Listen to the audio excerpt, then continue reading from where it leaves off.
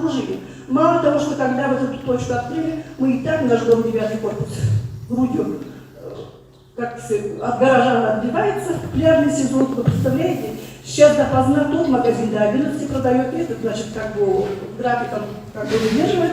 В итоге жильцы, говорю, любители пива и выпить, стали восседать на нашей несчастной детской площадке, беседке. Мне уже жильцы воют: уберите, Ольга Юрьевна, все ваши скамейки, все беседки. Вы что, таким путем мы комфортную среду создаем для населения, а получается, из-за них мы должны всего ликвидировать.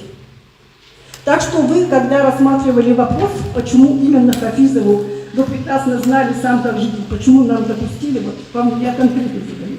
Ну, здесь, коллеги, вопрос в чем, да? Именно расстояние от детской площадки, вот в перечне объектов. Это дом 8 метров. В перечне объектов, да, которым не выдается, на расстоянии от которых должно быть объект лицензирования, да, там четко перечислены социальные объекты, до которых не допускается детская площадка. Да, и я видел эти ваши обращения, действительно, да, которые поступали в адрес министерства, в том числе именно по неведению расстояния от детской площадки. Детские площадки в этот перечень объектов не входят. Туда входят социальные объекты, это спортивные объекты, туда входят школы, детские сады, но таких объектов, как детские площадки. И это при том у нас досуговых центров вообще нету. Ну, вот. На 202-м вообще, на 202-м, 3-м нету таких объектов. Досугово мы что предполагаем? Дети, которые в неурочное, в внешкольное время, им ничего нету. Пока в школе, в саду находится, в садиках находятся такие территории, пол 202-го микрорайона пустук занимали. В 6 часов закончилось, до свидос, эта территория свободно стоит, а мы по краям наши детишки ходят. Где проезжие машины, вот в таком состоянии 16-й, 18-й, 19-й, все вот 3-й, 4-й, ну перед 3-м еще площадку сделали 4-м. Наш по краю, я про нас вообще молчу, мы на эстакаде, на трассе сидим. Еще когда в прошлом году нас заасфальтировали и на углу открыли предприниматели, хорошо, они, значит, предпринимателям это надо поддержка. Всю ночь на мотоциклах вокруг нашего дома колесят. Я уже перегородку поставила, я вам гарантирую, я спрашивать никого не буду. Со стороны гаража я загородку сделаю. И со стороны 4-го мы хоть детишкам, хоть эту безопасную зону оставим, а со стороны поликлиники открою. Пускай оттуда выезжает, проезжает, но туда, вокруг дома кататься никто не будет. Это единственное, что я вам гарантирую, сделаю. А остальное, думаю, все-таки соцзащита должна быть. Досуговый центр, мы кого растим-то? Только ради предпринимателей, что ли, это наша жизнь?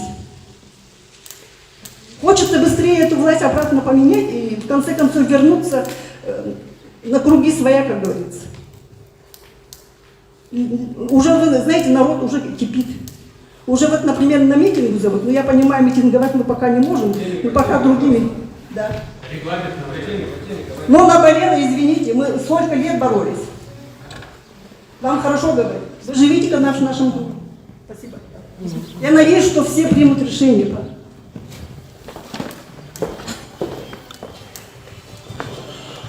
Добрый день, уважаемые коллеги.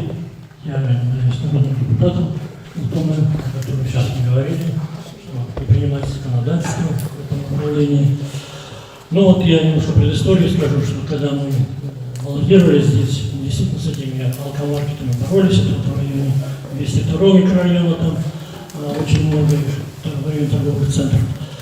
Ну, действительно, мы уперлись на то, что вот действительно там нельзя запретить. Но сегодня я уже слышу такую вот, действительно коллизию, что получается, стоит возле дома здание, которое действительно незаконно взято. Там много лет уже люди борются, порядка 10 лет, о том, что незаконно. Теперь каким-то решением разделили. Понятно, что это с нарушением. И теперь все-таки дали лицензию. Я считаю, это нарушение большое. Здесь надо будет разбираться. Это я пока выступлю, а потом ответить. Вот.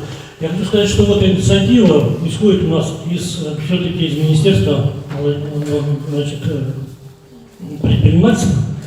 Сколько раз у нас, вот 3 года мы отбивались от того, чтобы признавать это ЖКФ, прокуратура все-таки настояла. Инициатива исходила из Министерства предпринимательства. То есть вот эти вот прибыли, они Ну все гасит, убирает все.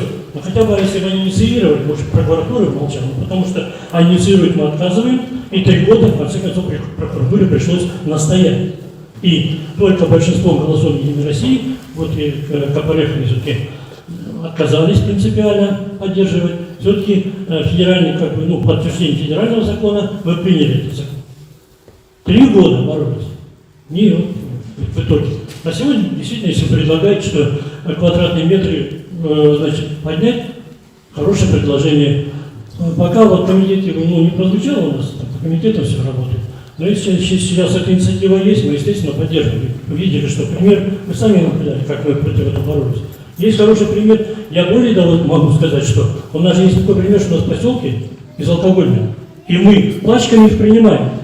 Если здесь вот так решить для себя, практически, мы могли побороться за то, чтобы действительно вот эти кварталы были, без действительно вот с этими ограничениями, хотя бы вот эти кафе, не то что лже-кафе, а все кафе убрать, чтобы у нас не было споров. Есть какой-то там центральный магазин один, допустили определенное время, почему дадите торговать? Мы по времени сейчас боремся, за каждые полчаса боремся, расширяют, предлагают, на полчаса добавить, утром пораньше добавить, это все действительно для прибыли. И второе, я хотел бы сказать, вот действительно же выступающая говорила, ведь не только проблема лже-кафе, как относимся мы. Сегодня здесь у нас, пожалуйста, у нас пляж, постоянно там торговля, постоянно люди идут туда. Кто здесь со всем этим наблюдает? Неужели гражданское население за этим должно наблюдать? Но давайте здесь усилим эту зону контроля, чтобы все-таки были жесткие требования со стороны не только правоохранительной, но администрации, я считаю. Это, считаю, вот действительно из таких примеров. Мы одним закрытием ЖКФ тоже не решим вопрос. Здесь надо наводить конкретный порядок. У нас здесь действительно, ну, такая зона повышенного населения. И я вот в районе этого хотел бы сказать, пока не забыл, Евгений Николаевич, вот сейчас собираем мы подписи, инициативная группа, о том, что все-таки поликлинику расширили, и ТЦ набережные все-таки передали под медицину, и чтобы там у нас были кабинеты именно вот этого направления терапевтического, потому что практически обслуживается 2 квартала, которым там 2-3 кабинета, да, терапевтических, и еще несколько поселений приезжают сюда. Но это вообще невообразимо. Мы построили 203-й микрорайон и ни одного медицинского учреждения. Вот в этом кроется зло. Понимаете, а не только лже-кафе. И мы будем бороться на этом. Я вот все передаю вам, Евгений Николаевич, что вы все-таки приняли вот это решение. И хотел бы услышать ответ насчет именно медицинского учреждения. Мы возьмем его обязательно. Да. И тут же вопрос в численности. 203-й микрорайон – это порядка 20 тысяч жителей зарегистрированных. И вот та площадь, которая есть в ТЦ набережной, она никак не решит потребность в оказании медицинских услуг, которые требуются здесь. Здесь элементарно, по информации Минздрава, педиатры не задерживаются больше 2-3 месяцев, потому что слишком большой поток. Здесь, в принципе, нужно вопрос ставить о том, что на 203-м микрорайоне необходимо добавлять объекты социальной инфраструктуры. Здесь то же самое. Один ТЦ набережный вопрос не решит. Евгений, понимаете, я хотел сказать, что время, понимаете, там стариков очень много живет. Вот сейчас вот были, посещали, там же большинство стариков. Если сегодня мы не решим этот вопрос, в течение полугода не отремонтируем, не предоставим, ну куда они пойдут? А у нас надвигается снова пандемия. Там дышать нечем. Вот сегодня собирал, говорит, я молодой человек, я там не могу дышать. Хорошо, да. Я прошу выступающих прошу оставаться в повестке. Мы можем до утра сейчас всякие разные темы обсуждать. Вопрос лже-кафе. Давайте закроем лже-кафе. Да, хорошо. И все-таки давайте это сторона обратной медали. Если человек, у него инфраструктура более нормальная, он не пойдет туда, в пью-бар. У него будет достойное мышление. Будет относиться к жизни более как радикально. А если у него там не лады, здесь не лады, с медициной не лады, естественно, куда он пойдет? Вот в эти вот пивные. То есть все это в комплексе должно решаться. А то, что я вам гарантирую, что действительно, если подать инициативу, и если даже ее не будет, мы ее инициируем на эти вот площади, чтобы увеличить, как-то все-таки ограничить. И второе, давайте все-таки совместно подумаем, может быть, сделаем зону трезвости в квартале. Давайте попробуем. Посмотрим, на какой, в каких масштабах это можно ограничить. Вплоть до того, что будет торговая точка и просто определенное время. А кафе выведем, и все.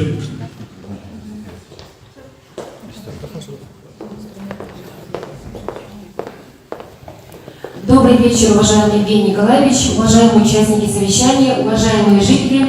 Я от всей души благодарю за организацию сегодняшней встречи. Меня зовут Наталья Викторовна Луковцева, я являюсь председателем Совета старост 203 микрорайона. Наш совет сегодня представлен в полном составе. Но мы надеемся, что мы выражаем позицию и мнение наших жителей, потому что мы ежедневно получаем массу жалоб, массу обращений. Каждая староста ведет свой дом и не понаслышке знает ту ситуацию, которая происходит в нашем микрорайоне.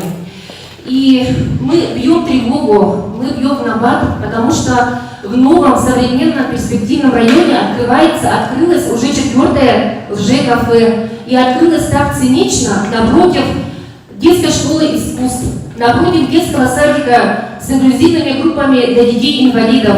Мы заказывали топосъемку, геодезистов. Расстояние до этого детского сада составляет всего 41 метр. Напротив самой лучшей передовой смарт-библиотеки на Дальнем Востоке. Развесили свои флаги с названием. То есть дети, проходя каждое утро на занятия, должны видеть эту вывеску, и для них это должно становиться нормой. А я уже о жителях, которые просто, не знаю, сколько там метров, обращаясь в административную комиссию, должны сделать замеры. Буквально под окнами открылось очередное лже-кафе, и с первого дня в нашем микрорайоне сразу же ухудшилась общественная безопасность, обстановка. С самого утра у нас идут драки. У нас уже был случай, когда зарезали нашего жителя, слава богу, не до смерти. Вот мы просили усилить патрули, и они действительно помогли, нашли этого жителя в луже крови, и он остался жив, но сейчас реанимация в тяжелом состоянии. То есть уже налицо, как у нас ухудшилась вообще обстановка. Почему в новом микрорайоне, где такое большое средоточие образовательных учреждений, детских, много таких социально хороших учреждений, которые должны способствовать развитию нашего общества, нашего города, открываются такие лже-кафе, и каждый наш дом имеет цокольный коммерческий этаж, то есть они могут открыться в каждом нашем доме. Если мы не будем противостоять этому, они растут как грибы. И я сейчас боюсь, что до того момента, когда наши депутаты примут эти расстояния, они, пользуясь тем, что это постановление новое будет на них не действовать до принятия, они сейчас в спешном порядке будут занимать все наши эти площади. Поэтому мы должны объединяться. Я хочу, чтобы и окружная администрация нас услышала, и она нас слышит. Мы плотно работаем. Мы были инициативной группой, которая инициировала как раз таки принятие постановления от 6 мая прошлого года. Мы хотим, чтобы нас слышали наши депутаты. Вчера мы провели встречу с депутатом Государственного собрания Виктором Иваном Ивановичем Даниловым. Мы получили от него поддержку. На нас выходят уже активисты других округов, Строительного, Гагаринского. Они просят объединения, потому что жители просто устали.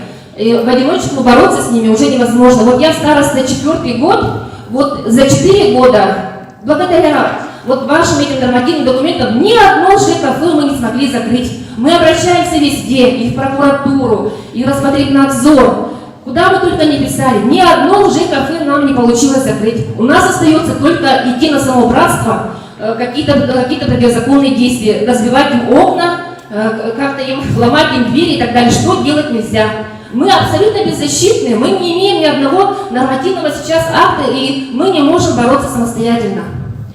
Сейчас у меня такой вопрос, в 2020 году вышло постановление правительства от 23 декабря за подписью Мишустина о правилах определения органами местного самоуправления границ прилегающих территорий.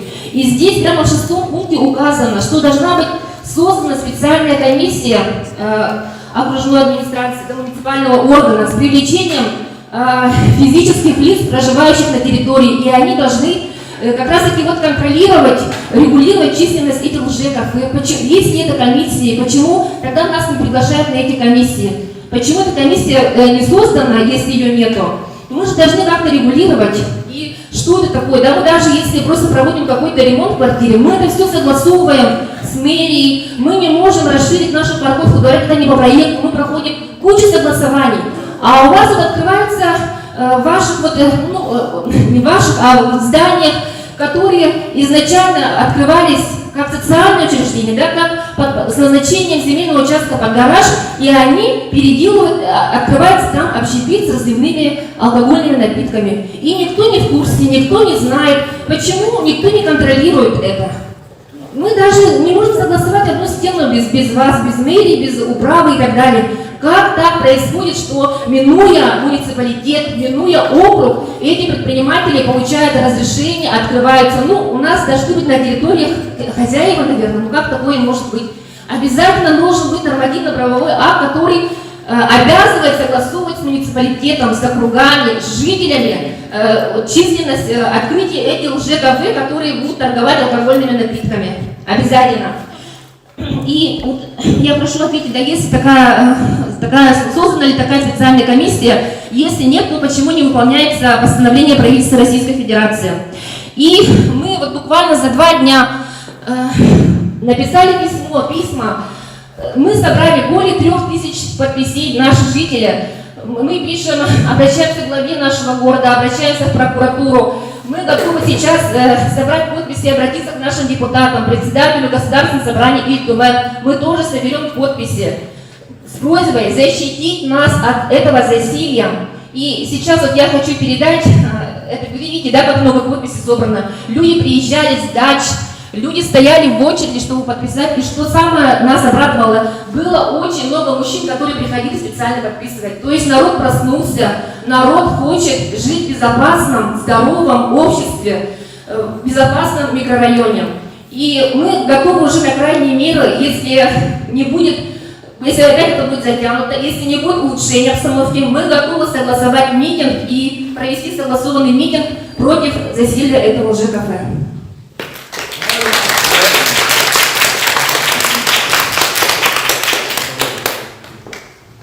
Здравствуйте, меня зовут Дмитрий Александрович, я тоже состою в Совете старост 23-го микрорайона, старостой 30-го корпуса являюсь. У нас в доме как раз открылся пивчик, первый стандартный бар, скажем так.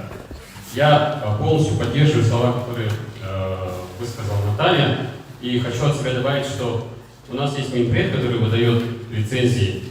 И почему такая ситуация получается, что Минпред выдает лицензию махом просто за секунды. Просто находит любые, я не знаю, любые лазейки, или как это по-другому назвать, а мы потом годами пытаемся это закрыть. Почему не происходит наоборот? Почему не собираются здесь вот эти вот потенциальные лицензиаты и не орут там, давайте нам разрешить открыть, почему вы нам не разрешаете? Пусть они собирают разрешение у жильцов, пусть они выбирают расстояние, почему эти жильцы должны заниматься? Вы извините, но, по-моему, это все делается для жителей, по-моему, нет? А не для предприятий. Мы же страна людей, а не алкоточек. Поэтому давайте, мне кажется, нужно пересмотреть, как вы это делаете. Это первый вопрос. А второй вопрос у меня, просто предложение, может быть, мы детские площадки тоже как-то отнесем к общественному пространству, потому что ну ладно, мы попытаемся в Ильтумен внести законопроект об увеличении расстояния, но если, например, они за него не проголосуют, то давайте попытаемся с другой стороны. Мы же можем параллельно несколько вариантов рассмотреть. Не только один, ну несколько. Пусть там этот не пройдет, пусть пройдет другой, но параллельно делать работу, потому что инициативная группа, она собралась сейчас накал страстей очень хороший. Можно этим воспользоваться и давайте как-то, может, это организуем. Мы готовы, например, как инициаторы, как жители, там, не знаю, что от нас требуется. Вы только скажите нам, озвучите. Другого пути нет, надо площадь увеличить. Радиус? А почему вы говорите про радиус? Ну, вот уже озвучивали, на детской площадке строится, прямо на детской площадке. Расстояние 0 по сути. Я поменял на радиус. Коллеги, здесь давайте я, наверное, отвечу, да, поскольку вопрос был в адрес Минпреда. То, что касается процедуры выдачи лицензии, здесь, по сути, Минпред определенный администратор, да, то есть поступает, какова методика? Поступает заявление от потенциального лицензиата, мы рассматриваем на предмет полноты предоставленных документов и соответствия законодательству, соответствие федеральному законодательству республиканскому законодательству и на соответствие законодательству органов исполнительной власти. То есть расстояние от точек, от социальных объектов у нас окружная администрация, городская дума устанавливает, да? Площадь залов у нас установлена нашим республиканским законом, и поэтому здесь мы четко в рамках правового поля действуем. То есть нет такого, чтобы мы выдавали разрешение, да, каким-то предприятиям, которые, ну, по сути, вне правового поля. Ни одна жалоба, скажем, да, которая поступала в том числе на те или иные лицензиаты, она не подтвердилась. То есть, ну, мы строго в рамках правового поля. У нас есть, за нами тоже и прокуратура следит, которая проверяет правильность соблюдения всех регламентов и законность выдачи тех или иных разрешительных документов. Тот же расстояние вот по этому объекту, по Пиворогу, да, расстояние было замерено в рамках действующего на тот момент решения муниципалитета. То есть это пешеходное расстояние. Действительно, по прямой там расстояние меньше. Но эта норма по прямой, она вступает в силу с 1 сентября этого года. С 1 сентября. То есть вот с 1 сентября мы уже сразу же будем расстояние замерять по прямой, как и положено. Можно спросить? А вот у нас временный пункт полиции, он у нас временный или он будет на постоянной основе? Вот смотрите, я, допустим, работаю воспитателем в детском саду «Звездочек». Сегодня утром я шла на работу, с Пиворуба, я не знаю или откуда, шли пьяные люди. Я воспитатель, работаю с первой смены. Это значит, что у меня рабочий день начинается с 7:30, но я должна прийти в садик пораньше, чтобы успеть проветрить группу к приему детей. И я столкнулась с этими пьяными лицами. А если бы у нас не было пункта полиции, вот он временный, его уберут, а что дальше-то? А закон-то не принимается, а если на меня нападут, я также захлебнусь в своей луже крови, буду валяться. Извините меня, в 5 минутах от дома и 2 минуты до работы. И что тогда? Мы с детьми выходим гулять на площадке, и мы должны смотреть с детьми вот этих блюющих, рыгающих, извините меня за выражение, людей. А что делать нам? Я же не могу сидеть с детьми целый день в группе, чтобы их огородить от этого всего. Если по Санпину, я должна гулять с детьми на площадке. Ну, действительно, это вопросы социального характера, они очень сложные, да, но вот таково правовое поле. А то, что касается пункта охраны полиции, здесь уже... Можно вопрос? Добрый вечер. Можно, да, быстро скажу? Меня зовут Алексей Комаренко, я живу в корпусе. Не состою ни в одной из общественных организаций, но я понимаю одну простую вещь. Спрос рождает предложение. Алкоточки открываются не потому, что они просто так открываются в никуда, и в них никто не ходит. Туда ходят жильцы и гости районов. Там 202-го, 203-го, строительного, любого. Здравствуйте. Здравствуйте. Здравствуйте. И вот Вы кого защищать пришли? я себя, как жильца. Просто ситуация, Это да, вы, наверное, ходите, а за всех не отвечайте, пожалуйста. Нет, Вы, нет. наверное, там Хорошо. работаете. Я Не щас надо за объясню. всех отвечать, Я нет, щас не надо объясню. за всех отвечать. 25 июля я последний раз вызывал полицию в свой двор. В 7:30 утра, потому что 4 добрых молодца схлестнулись в хватке на детской площадке, а мне надо вам было хорошо? ребенка Приятно? вести в детский сад Приятно? «Звездочка» как раз таки, да? Я к чему веду? Я предлагаю усилить контроль правоохранительных органов в нашем районе, да? Потому что покупают-то не только на районе. Это можно привезти откуда-то и пойти там отдыхать на набережную, на 203, на 202, а потом уже куда-то еще пойти. Точки надо закрывать, я с этим согласен, но я веду к тому, что надо усилить правоохранительный контроль, жестче его проводить. Те правоохранители, которые приехали на мой вызов, они поговорили с этими ребятами, да, разняли их, и ребята пошли направо, правоохранители сели в машину, уехали налево. Вот пока вот это происходит, как бы логики не будет, система не работает правоохранительная. Вот они их должны увести, там, наверное, привод какой-то сделать, штраф выписать, да, чтобы у людей проблемы из-за этого были. Вот этот спрос надо прекращать. Тогда будет логика. Поэтому у меня предложение к администрации города, да, ко всем, кому можно, усилить правоохранительный контроль. Ужесточить меры наказания, там, не знаю, штраф в КоАПе поднять и все остальное. Спасибо большое. Здравствуйте, Лебедева Екатерина Георгиевна, 21 корпус. Два коротких вопроса мэру, Министерству предпринимательства. Мэру насчет законопроекта об увеличении площади. Он внесен в Государственное собрание документ. Если внесен, то какой станет распределение полученных положительные заключения или нет?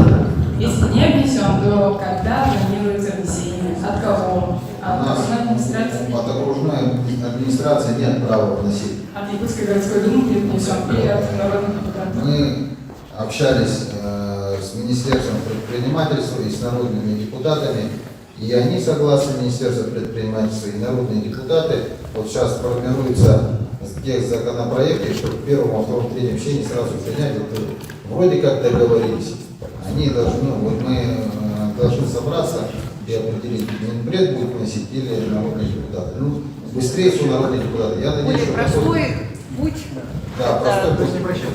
Я надеюсь, что какой-то народный депутат возьмет на себя ответственность и будет готов это сделать. Я же не боюсь в ответ говорить открыто то, что я против алкоточек. Я не уважаю никак предпринимателей, которые... Вот мне сейчас написано в жизни. Товарищ, который открыл пиворуб, ему вообще, честное слово, положить на общественное мнение. Вот здесь 3000 подписей, которые вызвал, вот, я не считаю этого человека совестливым, правильным, если он открывает напротив этого детского учреждения, и ему вообще, вы же общались с ним, что он сказал, только бизнес? Ну вот такие вот люди, только бизнес. Ничего у них морального нет. И мы, почему мы как общество должны терпимо относиться к таким людям? Да, я не буду фамилию, имя назвать, вы же прекрасно знаете, вы просто должны знать, что эти люди на вас только как на бизнес, как на жителей. Вот к ним такое же отношение. Кто разрешает предпринимательство, да? Разрешает, разрешение выдал Минпред. Также от правительства может быть внесен, да? Будет ли он внесен от правительства? И второй вопрос к Минпреду. Условия отзыва лицензии. Можете объяснить людям по-простому? Ну, как уже все говорили, что право законодательной инициативы есть, в принципе, у народных депутатов и органов исполнительной власти, да, в том числе Минпреда. Но процедура, она будет проще, если будут это вносить народные депутаты. Проще она еще и потому что Минпред, как орган исполнительной власти, он создает благоприятные условия для развития бизнеса любого. Да? И чтобы в природе своей, скажем так, где-то не противоречить, да, правильно, что это будут делать народные депутаты. То, что касается отзыва лицензии, отзыв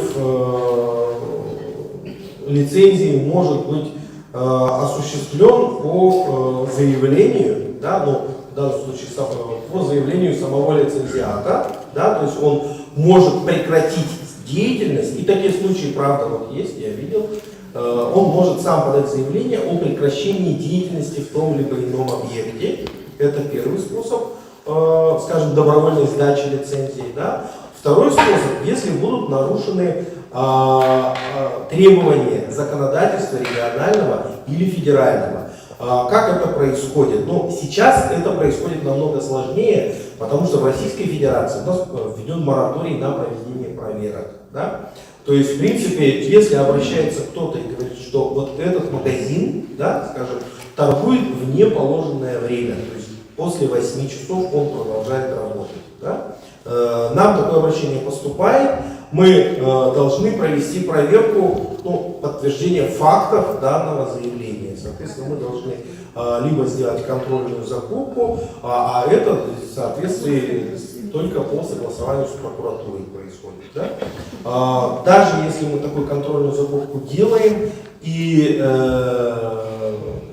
подтверждается этот факт, мы сообщаем о фактах в Росалкогольрегулирование, да, в Российскую Федерацию, которые уже аннулируют эту лицензию. Этот процесс очень сложный. Ну и главное, он сейчас ограничен тем, что проверки сейчас запрещены. А вы проводите какую-то работу с предпринимателями, которые занимаются такой деятельностью? Потому что, вы знаете, вот мы даже подвергаемся каким-то преследованиям, можно, да, микрофон? Буквально чуть ли не угрозы поступают, какие-то вот чисто морально нас скидывают, подают наши телефоны, там какие-то объявления и так далее, то есть пытаются, наверное, подорвать наш какой-то дух такой. Вот какая работа проводится? Или мы застряли в каких-то 90-х. Вот мне недавно одна очень уважаемая женщина сказала, чтобы вам закрыть бар «Пивчик», у вас должна быть крутая крыша. Но у меня нет крыши, и, видимо, поэтому у нас получилось. Мы в 90-х, или все-таки мы живем в правовом государстве, и наши законы, наша исполнительная власть, окружная администрация нас должны как-то защищать жителей. Где права жителей? Почему они не учитываются? Эти ЖКХ, они работают как магазины почти круглосуточно. У них режим работы до 3 ночи. Они торгуют все на вынос. В 10 утра уже стоят посетители, контингент с рюкзаками, с пакетами. То есть они все покупают на вынос. Нарушение действующего законодательства. А это круглосуточные магазины с пивной продукцией, даже с алкогольной, вот пиворубие, крепкая алкогольная продукция. То есть они работают как магазины в жилом доме. Как такое может быть? Почему никто не контролирует это? И на мой вопрос по созданию специальной комиссии тоже не ответили, если можно. Ну, то, что касается размещения в многоквартирных домах, да, там лицензиатов нет у нас. Лицензиатов нет. Можно? То, что касается... То есть можно просто открыться и все. Но они же все равно относятся к вашему министерству. Они же предприниматели, это же бизнес. А почему гаражи открылись? Пиво-руб, может, в гараже ходит? Это же гараж, назначение. Почему общепит там работает? Назначение мы берем выписки с рекпалаты, с Росреестра с подтверждением назначения того или иного помещения. Значит, у них в едином реестре числится магазин, либо вход общепит. Нет, тогда вот в этом вопросе, да, по зданию. То же самое, вот это аналогичная ситуация с 9 корпусом 202. В свое время там был общепит, да, вот когда открывался вот этот общепит. Потом он постепенно был земельный участок, и само здание переоформлено под магазин. Ну, тогда за И этим... поэтому правовых оснований у нас-то нет. То есть мы на самом деле даже у заявителя эти документы не берем. Он приносит нам только заявление, все остальные документы мы получаем в порядке межведомственного взаимодействия. В Росреестр обращаемся, либо в другие органы, которые подтверждают нам ту или иную информацию, чтобы принять решение в рамках своей деятельности. Тогда вот у меня вопрос, да, вот почему тогда округ хотя бы не следит вот за территорией, за этим зданием? Даже до открытия этого пиворуба, этот корпус 23, вы посмотрите, он уже выглядит как из трущоб. Там все бито, перебито давным-давно. А где план благоустройства нашего города? Значит, он не работает? Все расписано, и так вот стояло несколько лет, то есть здание уже до этого выглядело заброшенным, неухоженным, а сейчас там что творится? Тут валяются, там рыгают, тут падают. Ну, это портит вид нашего микрорайона, и все это вынуждены наблюдать наши дети. Я прошу усилить контроль вообще вот за внешним видом, не только таких вот организаций, за вывесками. Почему такие огромные вывески у них, яркие и так далее, со всякими стрелочками, заманивают всех. И то, что вот спрос, да, у жителей, это создаются условия. Да, конечно, мы тоже все не ханжи и так далее, можем отдохнуть, но это не значит, что нужно открываться прямо у нас в подъезде, создавать все условия. Они спаивают наше население. Вы все видели видео, где дети уже из-за любопытства купили там энергетик, копаются в урнах, то есть они подражают за взрослыми. Для них это уже пример. Дети такие возбужденные, радостные. Сегодня они купили там энергетик, тоже что запрещено, до 18 лет не должны продавать. А завтра что? Они пойдут туда за пивом, а послезавтра они нас тут всех будут держать, весь микрорайон, будут нас тут бить. Я предложение, вот полевая точка, то, что вынос идет, да? Все говорят, вынос, как вроде так должно быть. Но это же нарушение. Конечно. Давайте конкретно. Давайте жестче фиксировать. С привлечением общественности назначим ответственным по этим алкоголикам. Кто у нас там еще, я, может быть, не совсем правильно говорю, да? Сделаем ответственных лиц и будем контролировать, где не нужно. Как только есть нарушение, фиксация, создать комиссию. Есть специальная комиссия. Но я предлагаю под ваше председательство. Или сам, да. Давайте я внесу вот сейчас предложение. У нас сейчас загвоздка. Сейчас контрольно-надзорные мероприятия запрещены. Согласованием с прокуратурой вот, возможно. Вот, я к чему говорю? Вы, пожалуйста, я несколько раз от мэрии обращался. Нам не дают такого. Помогите нам, напишите в прокуратуру в республиканскую, как жители, чтобы дали добро на проверку этого пиворуба, дали добро на проверку всех этих вот И смотрите, согласно статье 24 Федерального закона 171 есть понятие общественного контроля за соблюдением деятельности. Вам никто запретить не может, как человеку, как общественным организациям, проводить общественный контроль. И вам обязаны дать в течение 10 дней, после того, как вы найдете нарушение, орган исполнительной власти или тот орган правоохранительный, на нарушение, которое вы выявите как общественники. Для этого не надо ничего согласования. Вот это вот можно делать общественности согласно федеральному законодательству. Поддержите нас, напишите в прокуратуру, пусть дадут добро на контрольно-надзорные мероприятия только по алкоточкам. Других можно не трогать. То же касается управы, округ. Я вам сколько раз говорил, по фасадам надо ужесточать это. Ну, сейчас тоже контрольно-надзорные мероприятия запрещены, но тем не менее работать собственником. Работать, он же на арене сидит, этот пивовар, это же не собственность. Ну, надо объяснить собственнику, что... Сами написать, да, то, что для жителей же строил, в конце концов, а сделал против. Тоже вопрос совести человека. Все же вокруг одни бизнесмены, всем на людей. Вот так же сказал человек, хозяин пивовара, только бизнес. Вот такое отношение. Так же надо к нему относиться. Евгений Николаевич, а медтрезвитель когда будет? Может, он решит проблему? Добрый день, меня зовут Ирина Седова, я являюсь начальником департамента предпринимательства. Хочу на некоторые вопросы ответить. Во-первых, то, что касается гаража. Максим Геннадьевич уже тоже часть информации сказал. У нас в федеральном законе написано, что лицензия может быть выдана по нежилому помещению. То есть гараж у нас в том числе содержит нежилому помещению. Но сразу вам скажу, от города у нас уже были предложения в адрес Ултумена. И Виктор Николаевич Федоров, вы знаете, депутат Ултумена в своем законопроекте, который он хочет сейчас на Октябрьскую сессию, в том числе вносит вот это понятие, что такое специализированный магазин. Чтобы это было только именно торговая точка, магазин. То есть никакие гаражи, ни другие нежилые помещения уже не будут под эту лицензию попадать. То есть это тоже сейчас работа в этом вопросе ведется. Теперь вопрос касаемо вашей специальной комиссии. Вы правильно сослались на постановление 2220 Мишустинское. Это новое постановление, которое определяет, как муниципалитет должен согласовывать свой нормативный документ. Вот это наше 118 постановление.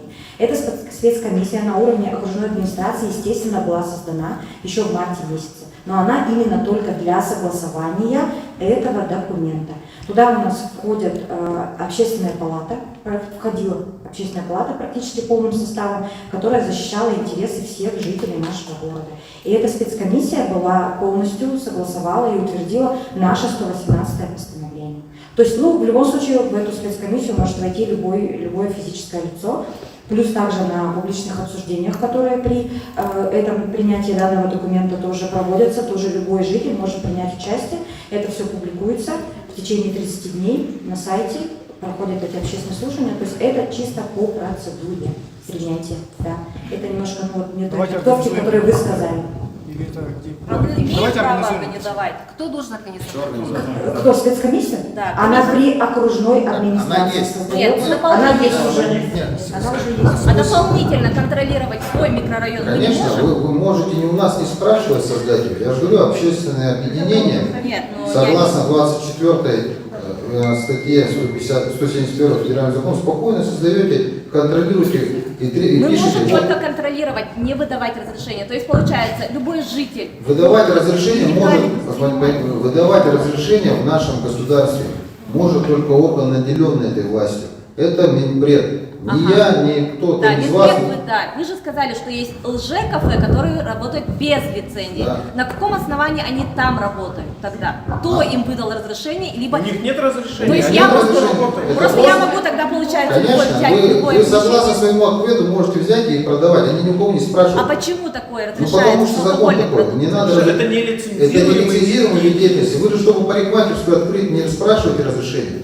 Здесь тоже открыть А тут магазин. алкогольная продукция же получается. Она же Это получается... слабоалкогольное, это не подлежащее лицензированию. Я же объясняю, вот, Пиво поэтому не нужно разделять лицензиат, не лицензиат.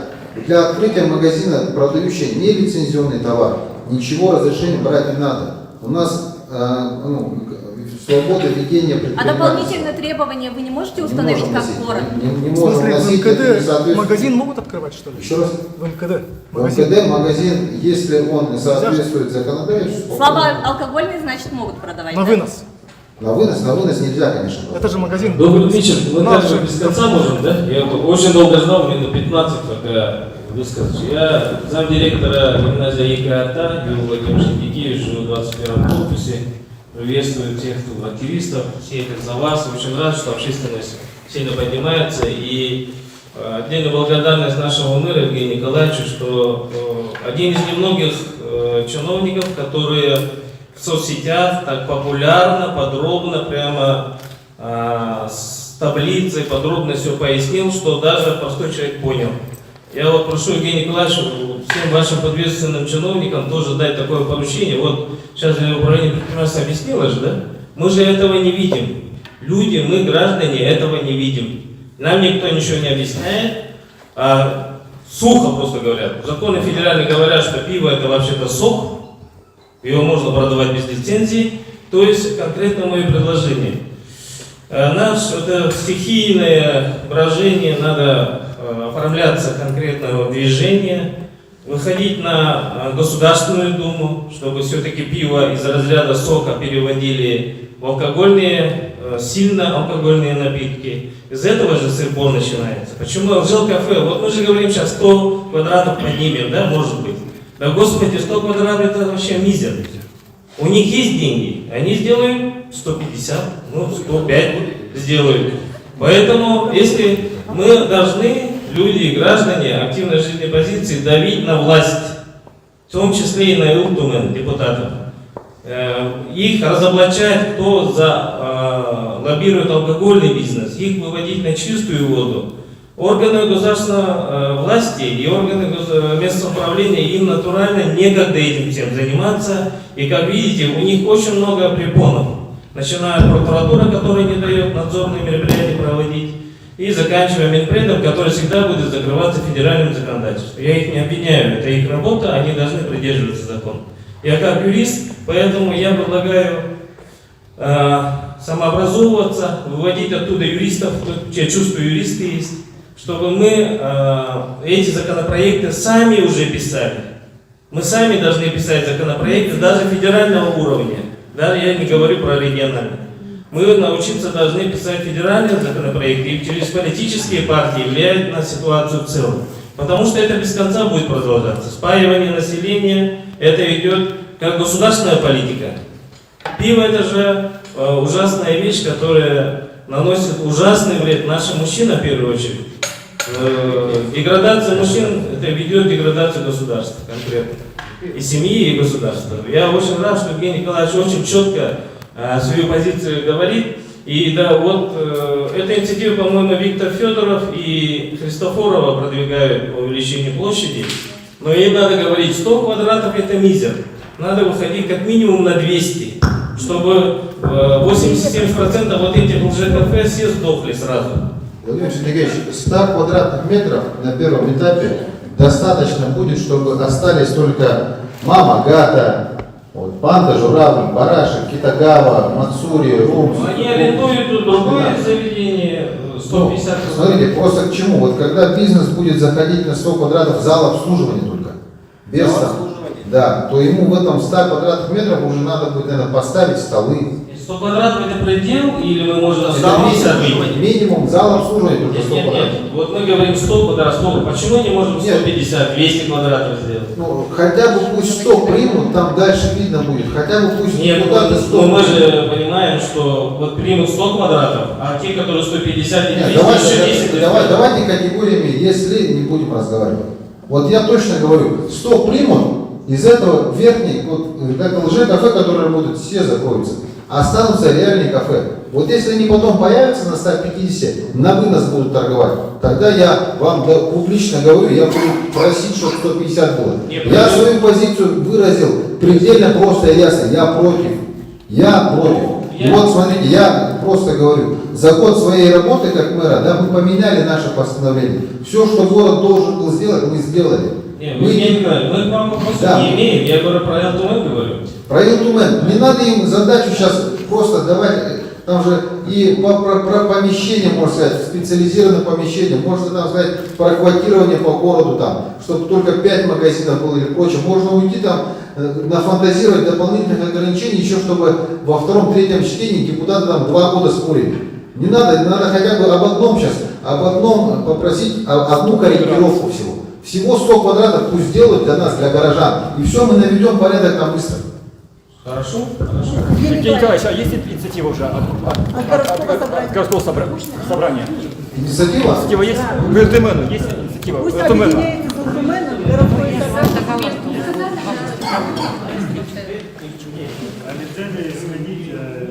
объединяется с РТМН, городской собрание. Закиев не на подскажите, что нам надо сделать под городской Я уже усреднен на квадратуру 100 квадратов, уже усреднен. Да, уже точно Вот 100 квадратов мы посчитали так. Мы 100 квадратов, мы вот подобное имеем по всем округам. Мы знаем каждое ЛЖКФ по имени, по площади, где оно находится, на каком расстоянии, кто собственник, все знаем. С точки зрения 100 квадратных метров, вот 100 квадратных метров реально отсечет вот это это. торговый зал, посмотрите, у них же у всех 20 квадратных метров. Покажи, пожалуйста, фотографию того, что ЛЖКФ стоит. А вот эта таблица, она не вот все, что вот вы видите, убаки, пиворубы, там, бочки, вот они внутри также выглядят. Там внутри 2-3 пластиковых стола. Есть еще другие помещения, торговые центры и так далее, помещения административные. Взять все в кучу, которые в аренду сдаются, и из него уже, исходя из этих квадратур помещений, взять средний квадрат. Нет, я просто считаю как, вот если человек на 100 квадратов торговый зал готов будет организовать, ему нужно арендовать квадратов минимум по 200, ну где-то 150-200 квадратов. Если он готов будет арендовать и вкладывать деньги в такое пространство, он должен будет организовать минимум там реальные услуги общепита. Если люди зайдут, покушают там и не на вынос будут, то пусть бизнес развивается, ради Бога. Но если он работает, прикрываясь этим, я же говорю вещи неудивительные, во всех вот таких вот люди внутри ничего не делают, они зашли, купили, ушли. Это же самообман, это обман всех же кругом идет. И мы просим и просили, чтобы вот это вот все прекратить на 100 квадратных метров сделать, и вот это вот перелеснем, забудем. Не будет этого. Добрый вечер. Меня зовут Лидия Здравская, председатель Совета Губинского округа, а также председатель Совета 6 корпуса. Я хочу начать с того, что с 2019 года мы обращаемся во все инстанции, начиная с окружной администрации, управы Губинского округа, Министерства предпринимательства, о том, что первый ЛЖКФ у нас открылось в 6 корпусе. Оно называлось «Соколь». «Соколь-2», 203 разливные напитки, до сих пор работает. И сегодня я услышала такой момент, что в нежилых помещениях разрешается вести общепит. Данное заведение, оно себя позиционирует как общепит. Но на самом деле там продается пивная продукция, которая ни в какую категорию алкоголя и так далее, лицензиата не входит. Мы сейчас что наблюдаем? Получается, вот это ЛЖКФ первый у нас в 203-м появилось, мы, общественники, начали активную работу, мы ведем работу с депутатами, со всеми возможными инстанциями. Сегодня я была в личном приеме у Михаила Алексеевича и тоже озвучила данную проблему о безопасности. Действительно, у нас с каждым днем, с каждым часом весь в районе становится очень страшно для наших детей, в основном. Мы как взрослые еще можем защититься, но маленькие дети наши, которые окружены вот этими ЛЖКФ, которые растут не по дням, уже получается. И я бы хотела уточниться, у Министерства предпринимательства, мы обращались с 2019 года, что есть такие предприниматели, которые ведут не очень хорошее предпринимательское дело, и ЖКФ открыли, и до сих пор они получают почему-то согласование, почему-то они получают разрешение на ведение общественного питания. Они не Ну, лицензиат. смотрите, тут есть понятие лицензиат, понятие согласования, да, и... Нету других понятий, кроме как право на торговлю. Его дает только лицензия. Ну вот, получается, тогда, если тоже, да, мы идем по кругу, уже который год, сейчас 2022 год, а мы это ведем работу с 2019 года. То есть сколько рейдов было, да, сколько было зафиксировано фактов, потому что действительно продают там на вынос пива, да, продают несовершеннолетним. У нас открылась вот школа Аика Ганда, до этого еще школы не было. Детские сады открылись, сейчас все работают. Это был единственный пеший маршрут, который связывал нас с центром города. И благодаря общественности, да, построили мост, замечательный мост, да, который нас связывает сейчас с всем городом. И мы очень надеялись, да, на эту поправку, да, на это положение, что действительно увеличат расстояние до соцобъектов.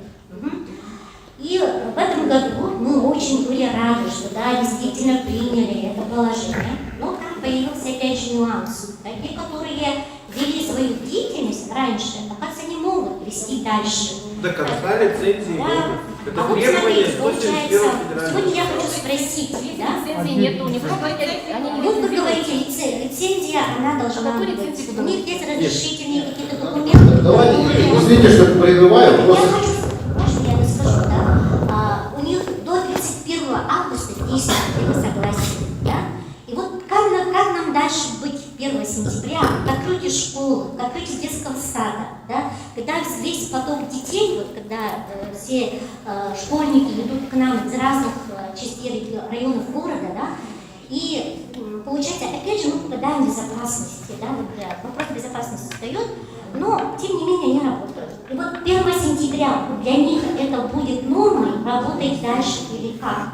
Я сегодня хочу об этом прямо точку поставить, да? Вот данные заведения, которые называют себя 203 разливные напитки, это говорит о том, что да, в 203 микрорайоне можно открывать все что угодно. Где угодно. И в таблице нет Даже этого заведения. вот в этой таблице, да, вот название, там есть, можно вернуться, пожалуйста, к этой таблице. Там вот вообще нету названия вот этого ЖКФ. Да, вот где написано ассортимент реализуемого алкоголя, да, вот перечень есть пиво.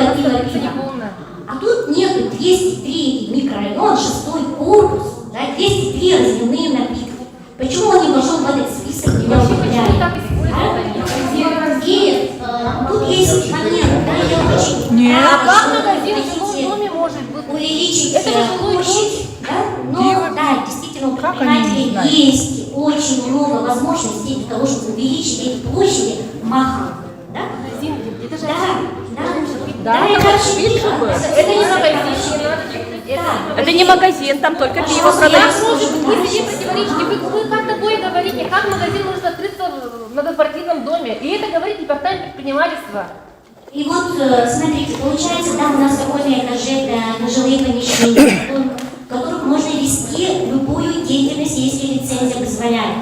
Но получается таким образом, вчера приходили, да, на проверку, мы вызывали их, да, все инстанции призвали, чтобы проверить, действительно это можно или нет. Когда строили дома, нам выдали, оказывается, для законных этажей разрешение на ведение всей деятельности, кроме цехов. Да?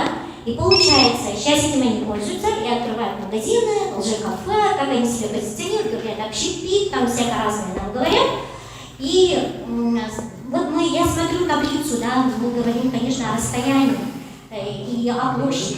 Да, расстояние, да, удивительно, оно увеличилось. Возможно, это была петиция наша, да, 203 микрорайона, когда мы подняли вопрос, именно 6-й корпус, мы поднимали этот вопрос при Марии Арсентьевой, да, и подали петицию. Но нам пришел ответ, что действительно хорошие рестораны, как Тыгындархан, например, да, которые работают очень хорошо, да, культура питья и так далее, они находятся тоже от центральных объектов близко. Да? Но в этом году появилось положение, Алексей Николаевич, очень мы благодарны вам за то, что вот, да, действительно, ну, расстояние увеличилось, надежда есть, но все-таки остатки былой времени, оно и есть. месте работает до сих пор без повышения. В МКД, вот вообще в каком бы то ни было, должны закрыться и не будут продавать. 1 сентября. Лицензиаты или все? Слушай, Общепит. 1 сентября, то есть вы даете 1 сентября в многоквартирном доме магазин продавать пиво не может же. Как не может? Вообще в МКД нельзя. Ну. Если он действует? Нет, У них пиво, документы пиво. общепит. Нет, пиво это же тоже алкоголь. Ну, 50. У нас А нельзя почему, продавать. почему тогда работает? Тогда вопрос Давайте пойдем Тогда посмотрим. почему работает? Давайте посмотрим, все пойдем комиссионно сейчас. Если он работает начальник общепит, и у него, по-моему, совсем маленькая площадь, да, насколько я знаю? Да, вот я про это и говорю, то да. он подпадет под наши действия вот 118 постановления с 1 сентября. То есть мы можем спокойно уже, грубо говоря, подключать органы МВД, который будет протокольно фиксировать этот факт нарушения. Там же нужна обязательно контрольная закупка. Максим Геннадьевич вам пояснял, как проводится проверка. И еще у нас сразу, раз уж мы заговорили, уже, как говорится, о наших действиях в дальнейшем, да, с нашим правовым департаментом мы примерно уже вопрос отрабатывали. Есть возможность подачи искового заявления, например, от жителей. То есть коллективный иск от жителей. То есть, например, наш правовой департамент помогает вам подготовить этот иск. Нам Вот, никто не помогает, мы сами все я говорю, готовим. мы, правовой департамент окружной администрации, может подготовить исковое заявление, которое вы, как жители, подаете в Верховный суд нашей республики. То есть на Пиворук мы можем подать? Давайте Нет, подадим. он лицензиат. Мы сейчас говорим про 203, который без лицензии. Вы нам поможете в этом? А вот пивчик, Лицензиаты Да, да, мы поможем, защищены. конечно. по пивчику тоже. По пивчику у него большая площадь, у него 53 квадрата площадь. Сейчас по нашему постановлению и 20 квадратов он не попадает под действие. Но 1 сентября он закроется. Нет, у него 53 Почему? квадратных метров. А площадь расстояние? зала. Расстояние. Я же объясняю, что... Площадь зала у них не 50, у них 20 даже нету. Я прям там же живу. Я объясню следующее. Для того, чтобы закрыть общепит, который продает сегодня пиво, необходимо, алкоголь в принципе, два условия: расстояние и площадь. К сожалению, сегодня у нас в законе республики нету дополнительных ограничений, кроме 20 квадратных метров. Вот все, что больше 20 квадратных метров, они все больше. Они имеют право работать. Поэтому просим одно условие: площадь до 100 поднять, и тогда пивчика больше не будет. Ну вот еще Пиворук? Да, Пиворук. Он лицензиат, лицензиаты защищены. Но если у них... То есть вы его не У закроете него, тогда? у него лицензия на общественное питание отзывается, лицензия на продажу магазина остается. Общественный магазин это уже ограниченное время. Общественное питание он не может работать после 8 и до 2. Это все, это право у него исчезает. Так как площадь оказана, это где-то 53 квадрата, как сказали. Пивчик, 30-й корпус, пивчик. Меньше 50 квадратных метров зала. Там совсем маленький Там очень зал. Вы маленький. когда там были последний раз? Вот мы обращались везде, мы тоже фиксировали, мы делали контрольную закупку с нашей полицией участковыми. Это дело пошло в мировой суд, и оно там пролежало почти целый год. Вот так долго рассматривают. А вы говорите, проводите рейды. Как нам еще, куда нам еще обращаться, если ничего, эта система, если не работает? То есть 1 сентября разливные напитки закроются, вы нам обещаете. Когда мы туда ходим, там люди постоянно просто заходят и выходят. Смотрите, Никто с там 1 не сидит. сентября, вот, например, возьмем магазин, вот этот 203. Если он работает как общепит, вы говорите, да, Без то лицензии. есть у него меньше, то есть он находится совсем, он вообще в МКД прямо находится, что уже по федеральному закону запрещено. И у него площадь явно меньше 20. То есть он под наше постановление 118 с 1 сентября попадет. Давайте направим коллективный иск от жителей. Жанна Тагиревна, вы были в этом? Там 17 квадратных метров. Ну а почему здесь Да, написано? почему в таблице нету? работает? Почему в таблице это не представлено? И вообще у меня вопрос, сколько лжи-кафе тогда в нашем округе? И сколько спортивных объектов, стадионов в Подождите, Курильском округе? давайте мы вот сейчас, Жанна Тагиревна, вы когда были в этом магазине? Где-то в мае месяце. Ну почему, если 17 квадратных метров, и здесь пишется 53? А он по Тугису идет как магазин, он не попал в перечень общепита. А почему магазин должен на свете? Почему магазин в МКД тогда работает? МКД. Ну, он же с 1 сентября не должен работать вообще, в принципе. Он должен закрыться. Вот, нужно добиться, проконтролировать. Он должен соблюдать сейчас работу. закрыться уже. Да, там меньше 20 Вот квадратов. завтра же его закроют. Спасибо большое за ответ. Да, я еще хотела... Почему всегда попадает и сразу же закрывается с 1 сентября? Потому что он в МТД. Также случайно так позволяет, если в МКД открытый вот этот общепит продажи алкогольной продукции, он сразу же автоматически должен закрыться. Так? С 1 сентября. Также? Тогда ждем 1 сентября и вот эти два лжи-кафе, которые расположены в 30-м корпусе и 6-м корпусе, они автоматически, мы должны проконтролировать их, они автоматически должны закрыться. Нет, если он магазин, как утверждает Нет, департамент... вопрос в другом. Вот в МКД у нас по нашему постановлению 50 метров от МКД, и в МКД мы не даем разрешения продавать алкоголь. В любой его форме. Поэтому 1 сентября, согласно нашему постановлению, если они продолжают работать, мы обращаемся в органы правоохраны для того, чтобы права были восстановлены. А Спасибо большое. Вот смотрите, 6-й корпус, у них скоро будет 100 квадратов. А знаете почему? Потому что собственник один этого цокольного этажа, он может хоть как расширять, да? Там 300 может сделать, 200 можно сделать. Перегородки убрать и спокойно завтра он сделает 100 квадратных метров.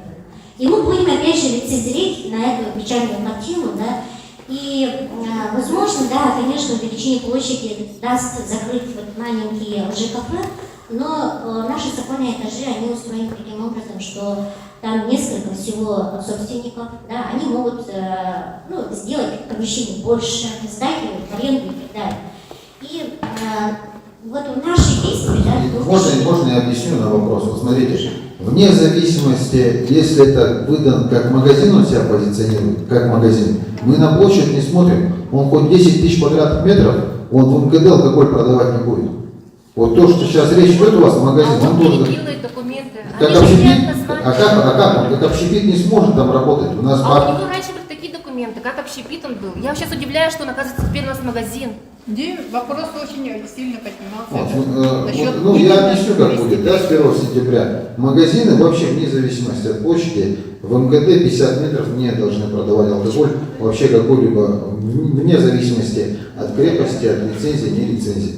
То же самое, это 300 метров от социальных объектов по прямой. Услуги общепита, еще раз. Но если есть лицензия, они могут работать. Пиворуб, например, у нас останется, да? Вот, смотрите, смотрите, я понимаю ваше недовольство, ну, в мой адрес бесполезно его кидать, потому что я вот все, что от меня зависит, честно вам в глаза говорю, я сделал. Вы можете, просто, потому что меня город готов. Я с вами на одной стороне полностью. И с точки зрения, что мы будем делать с лицензиатами, да?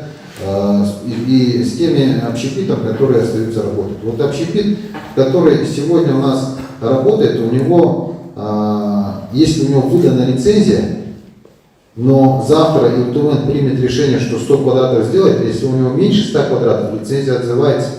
Все, у него этой деятельностью нельзя ему заниматься.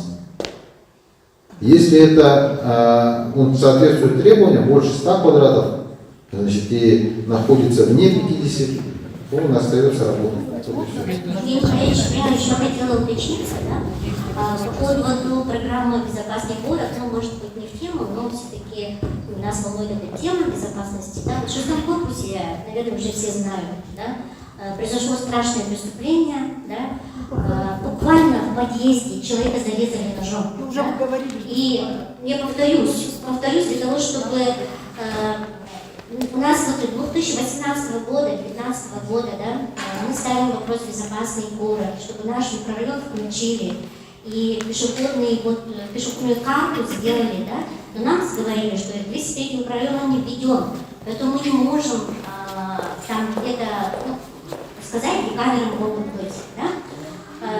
И сейчас у нас в 8-м корпусе, например, открывается пункт полиции, да, очень хорошо, замечательно, мы очень рады. И как-то можно ускорить эту программу, да, чтобы действительно 10 микрорайон уже заселился, все живут, да, тут много, очень много людей, и нам не хватает вот этой безопасности. Была бы программа «Безопасный город», обставленные камеры, да, которые фиксируются, непосредственно попадают в пункт полиции, да, тогда можно было реагировать хорошо. Полицию открыли. Открыли, но камер-то нет. Мы-то надеемся только на свои камеры, которые установлены в МВД. Даже сами. И участковый наш очень хороший, да, он вовремя реагирует и обращается к нам старостам с просьбой, нужно посмотреть выемку, сделать из камер. Но здесь я что хочу сказать. Чтобы правонарушения быстро раскрывались, да, нам нужны действительно такие камеры, которые стоят по городу. Их сказали 200. Нам было хотя бы пока 20 штук, где вообще происходят страшные моменты. И есть пешие маршруты для детей. Многие дети ходят пешком сами, без родителей, без сопровождения, в школу, в садик. И это тоже очень актуально. И вот где мост наш железный, да, получается, это вообще слепая зона.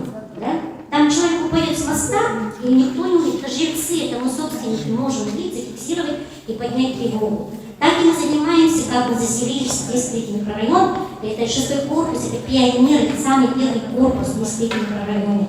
И до сих пор мы все дружно, вот, сплоченно живем, даже всяких таких мошенников и так далее по WhatsApp группам. Да? Мы сами следим за ситуацией, сами мы пытаемся что-то сделать.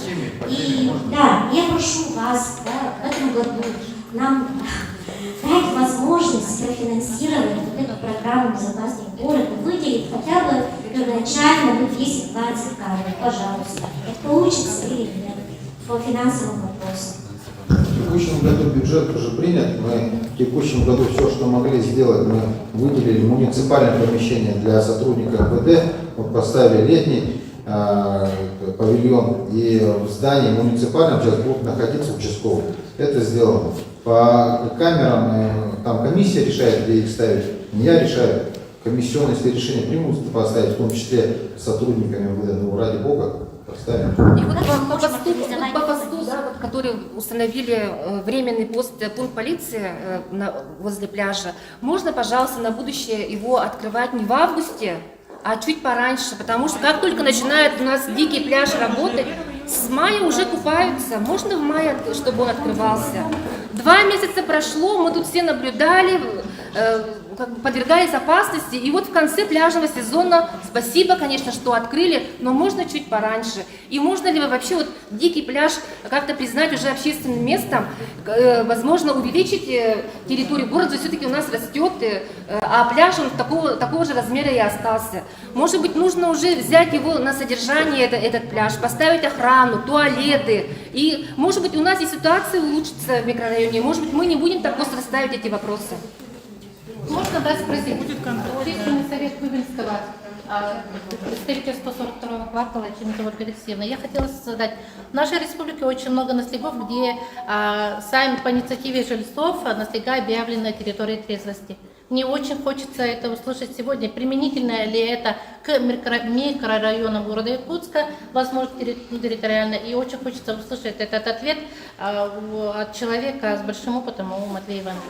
Спасибо. Чем мы хуже деревень? Да, чем хуже Да. поселений. Столица. Для тебя трезвыми. Целые поселки являются трезвыми, а чем Якутск хуже? Я поражаюсь вашей убежденности. Почему так? Никакой микрорайон не шумит, как бы, а вот здесь шумит. Почему так? Потому что здесь красивый город. Красота спасет мир. Красота влияет. И вы начали это чувствовать. К сожалению, большому сожалению, Россия одна из самых пьющих стран мира. Почему? Потому что закон о республике Сахалин по количеству алкоголиков первое место. Вот на прошлой неделе статистика по пьяным убийствам. Мы второе место. После Тывы. А Тыва занимает первое место в мире по пьяным убийствам. Поэтому ваше беспокойство это очень справедливо. Действительно, там, где пьяницы, там все плохо. Все плохо. Вот я сегодня, Евгений Николаевич, меня избрали председателем Общественной палаты города Якутска. Я вице-президент Международной академии трезвости, руководитель общественного движения «Трезвая Якутия». Хочу сказать, давайте мы шаг за шагом будем работать. Вот Наталья сегодня у нас в общественной палате, и мы будем с вами работать. Депутатов подключим. У нас есть хорошие депутаты, которые поддерживали, которые отстаивали наши трезвые села. Что решило трезвых сел? Решили люди. Да. Никто иной, закон, руководитель, это второе, третье, десятое. Первое место занимает человек, общественность. Вы занимаете. И вас, когда много, нечего бояться. Вот, прошлой неделе информация. 1,5 миллиарда Индии в защиту населения своего организовали акцию за сохранение трезвости. У нас 11 сентября День трезвости, всероссийский, всемирный День трезвости. Давайте организованно в этот момент мы подумаем, как обратить внимание общественности, чтобы другие округа подключались. Потому что эта проблема у всех есть.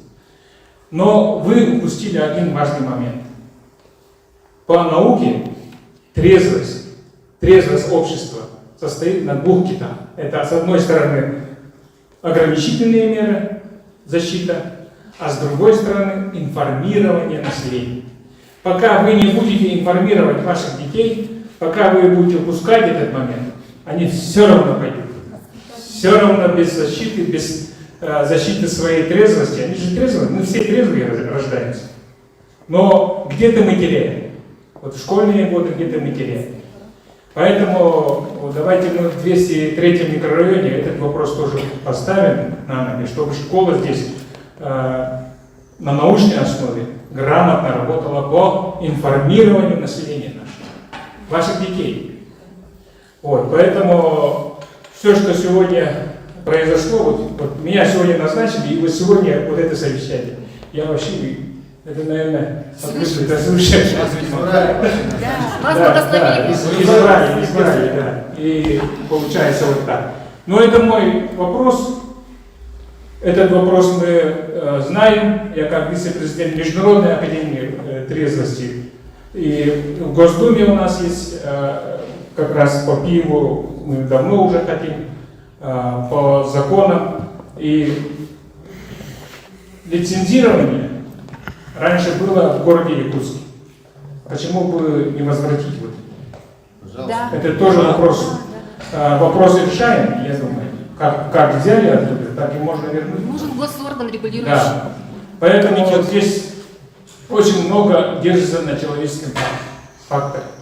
Если у вас здесь трезвые люди есть, этот вопрос стоит на кону. А если трезвых не было бы, да, и дальше бы пошли. Поэтому я желаю, чтобы мы организованно этот вопрос решили. Действительно, микрорайон отличный, красивый. Тут должна быть трезвая зона, вообще трезвая. Красивый город, а то скоро загадит вообще. Уже загадит. Вот автовокзал где-то там в районе, это 17-й квартал, там это же все не за один день, это же постепенно все это происходит. Поэтому там, где алкоголь, там беспорядок. А там, где трезвость, там порядок. Там развитие, там все хорошее, все позитивное, там, где трезвость. Давайте за трезвость, давайте вот это организуемся. Я желаю, чтобы вы здесь собрали всех своих общественников. Я специально приду со своими статистическими данными, лекциями, приведу своих соратников. И давайте мы еще раз подумаем. Детей ваших приводите, мужей, всех братьев, сестер, всех. И давайте поговорим о трезвости. Трезвость это вообще классно. И тогда вот эти магазины, возможно, в будущем, но это, конечно, не сразу, в будущем вообще не актуально. Вот Индия как делает. Все у меня. Евгений Николаевич. Можно пару слов дополнить, единственное. Вот, я к чему? На самом деле, вот, я что хочу сказать. Мы, в принципе, на сегодняшний момент находимся в правильном пути. Вот год назад таких встреч не было, никто не разговаривал, и постановление это даже не менялось. Сколько лет оно? С 2013 года работало, правильно? Да. Так и стояло. Вот мы это постановление с боем, я сразу говорю, с боем поменяли. Там куча препятствий было. Мы его поменяли. 1 сентября отчетная дата, и то это 1 сентября протест прокуратуры был. Да, мы должны были раньше его запустить, с 1 июля. Нет, 1 сентября уже новые правила, с чем согласилась. Вот. Вы нас тоже поддержите, нас с точки зрения этого поддержите, я же на правильном пути стою. Мы же в правильном направлении идем. Вот мы сегодня, депутат Госсобрания Илтумен говорит, поддержу 100 квадратов. Я так каждому из них, с кем ни один депутат мне в лицо не сказал, что я против. Вот профильный комитет Григорьев, правильно? Вот хозяин ТОКа. Вот хозяин ТОКа, профильный комитет «Справедливая Россия». Можете ему написать коллективное письмо. Магазин «Москвит». Он профильный комитет возглавляет. Напишите господину Григорьеву вот то, что у вас такая позиция, что вы против. И вы хотите, чтобы площади подняли. Пусть они рассмотрят. Пусть они примут это решение. И мы 1 сентября, давайте вот через месяц 2 сентября соберемся также и сверим часы, что у нас поменялось с 1 сентября. В МВД как работает? Пригласим прокурора города, пригласим начальника МВД. Также, это же жизненная ситуация. Мы же не из пальца ее высасываем. Да? А с точки зрения, вот, Минпред стоит, говорит, согласен 100 квадратных метров. Депутаты говорят, согласен 100 квадратных. Давайте подождем, когда следующая будет пленарная сессия Илтумена. И если не вынесут на Илтумен, спросим у Минпреда и спросим у депутатов, что вам помешало услышать 3000 подписей, которые нашли. Вот это же не вот только нас. 3000 людей подписались. Это же серьезная вещь. Почему? За 2 дня. Да, за 2 дня. Вот и тогда услышим. Соберемся дважды. Первый раз мы соберемся 2 сентября, второй раз мы соберемся после очередного заседания Илтумен. Хорошо? И тогда первый раз ко мне вопросы зададите, где-то постановление, что поменялось. Второй раз мы спросим у вас и у депутатов, где результат вашей работы, сохранение.